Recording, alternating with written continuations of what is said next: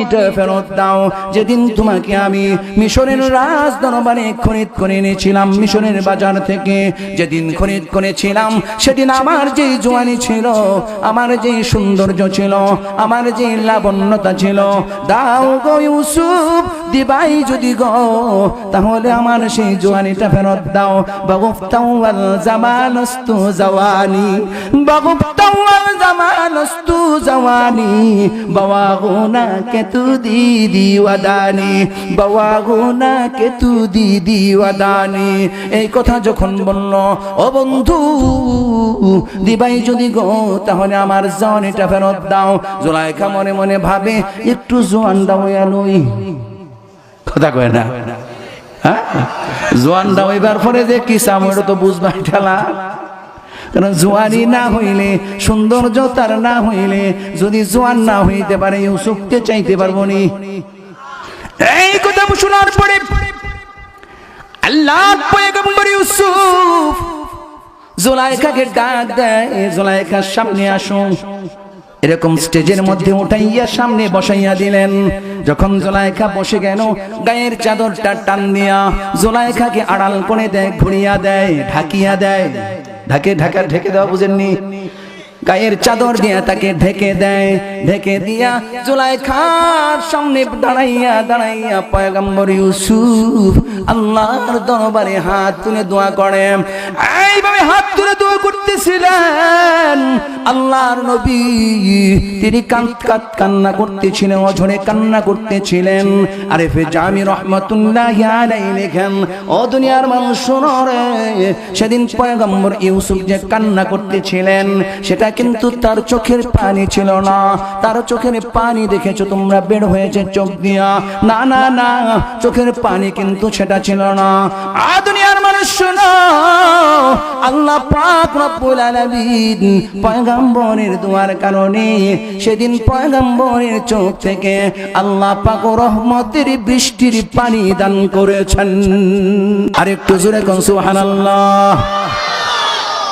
এবার পয়গম্বর যখন দোয়া করতেছিলেন, বজম বায়াদ লবে ইউসুফ দুআরা, বজম বায়াদ লবে ইউসুফ দুআরা, রওয়া সাজত দুলব আবে বাকারা, রওয়া সাজত দুলব আবে বাকারা। আল্লাহর পয়গম্বর যখন হাত তুলিয়া আল্লাহ পাক রব্বুল আলামিনের কাছে দোয়া করেন, এই দৃশ্য দেখার জন্য লোকজন সেখানে উপস্থিত ছিল। শুধু সাধারণ লোক নয়, ওই দরবারে একদল জাদুকর থাকতো, একদল জাদুকর থাকতো। জাদুকররা মনে মনে কয়, রে ও ইউসুফ, সারাটা জীবন ভর তুমি তোমাকে নবী বলে দাবি করেছ, আমরা তোমাকে নবী মানি নাই, কিন্তু জুলাইখা আজকে ধরা দিছে ঠিক মতনে। কি কর? তারা মনে মনে ভাবতেছে এটা কোনোদিন হওয়ার নয়, কোনোদিন সম্ভব না, কারণ জুয়ানি আবার ফেরত কেমনে পায়।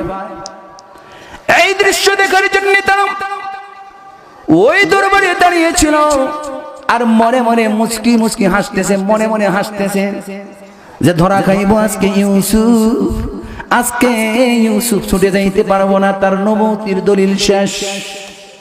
আল্লাহ পাক রব্বুল আলামিন যখন পয়গম্বরের দোয়া শুনলেন, বজম বায়াদ লবে ইউসুফ দুআরা, বজম বায়াদ লবে ইউসুফ দুআরা, রওয়া সাজত দুলব আবে বাকারা, রওয়া সাজত দুলব আবে বাকারা।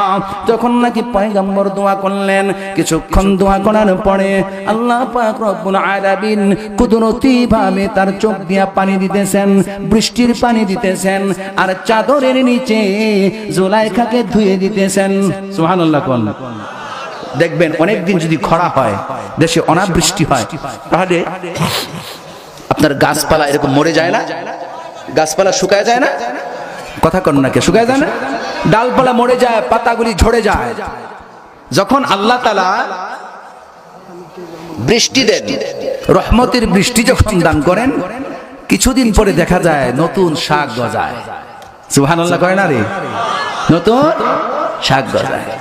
দেখবেন ঘাস হইতেছে জমিনে, মরে যাওয়া ভূমি সেখানে ঘাস হইতেছে সুন্দর, এরকম গাছ মরে গেছে। তারপরে আল্লাহ পাক রব্বুল আলামিন যখন বৃষ্টি দিলেন, এই বৃষ্টির পানি পাওয়ার পরে নতুন ভাবে আবার শাক গজাইতেছে। সুবহানাল্লাহ কয় না?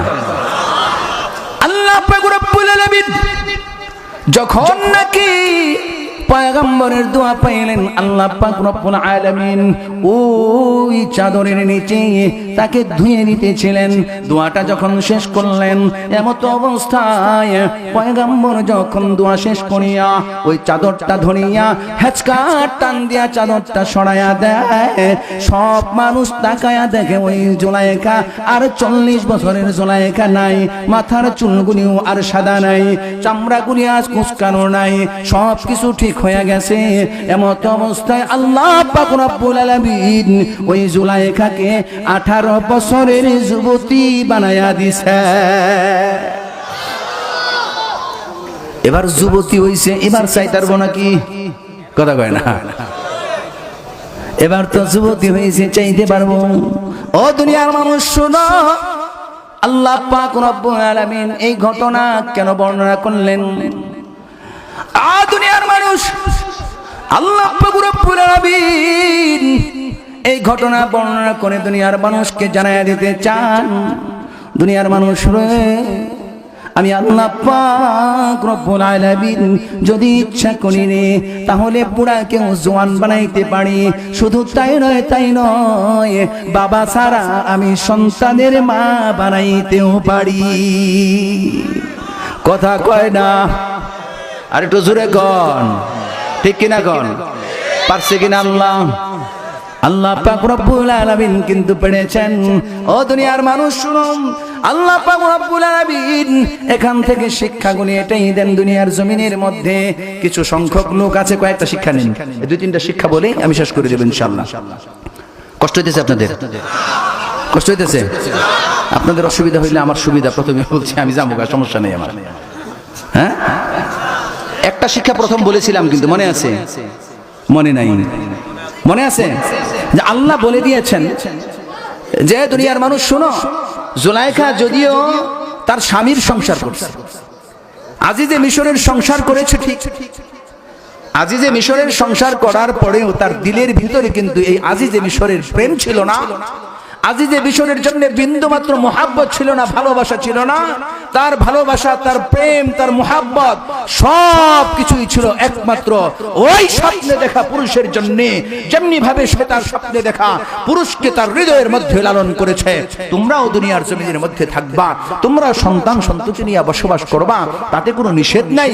আল্লাহ এই কথা জানায়া দেন, থাকো তোমার সন্তান সন্ততি নিয়া, কিন্তু সন্তানের মায়া, সন্তানের প্রেম, স্ত্রীর মোহাব্বত কলিজার মধ্যে লাগাইবা না। যদি স্ত্রীর প্রেম মোহাব্বত কলিজায় লেগে যায়, সন্তানের মোহাব্বত যদি তোমার কলিজায় লেগে যায়, তাহলে তুমি দুনিয়াদার হয়ে যাইবা। আর দুনিয়াদার যে হয়ে যায়, তার দুনিয়া এবং আখিরাত দুটোই বরবাদ হয়ে যায়। এজন্য আল্লাহ হুঁশিয়ারি দেন, দুনিয়ার মানুষ শোনো, দুনিয়াতে বসবাস করো ঠিক, কিন্তু কলিজার মধ্যে কাউকে স্থান দিবা না, শুধু একজনকে জায়গা দিবা, তিনি হইলেন কে?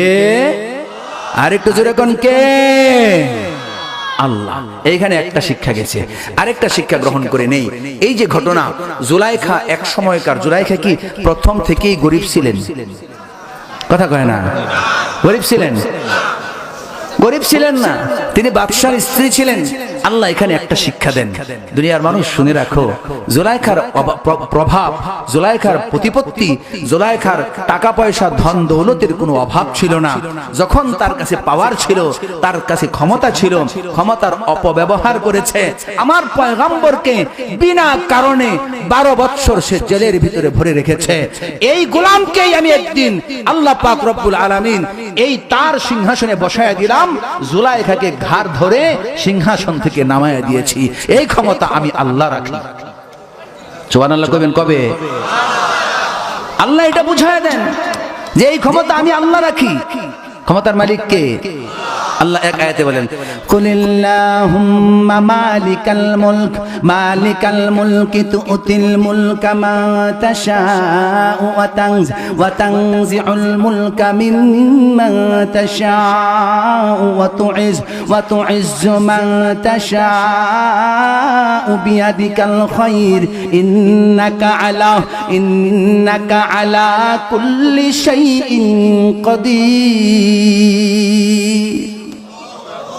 আল্লাহ পাক রব্বুল আলামিন বলেন আমি হইলাম ক্ষমতার মালিক। ক্ষমতার মালিক কে? আল্লাহ পাক রব্বুল আলামিন। এই ঘটনাটা এই কারণে বর্ণনা করেন, জুলাইখার প্রভাব, জুলাইখার প্রতিপত্তি, জুলাইখার ধন ভান্ডারের অভাব ছিল না।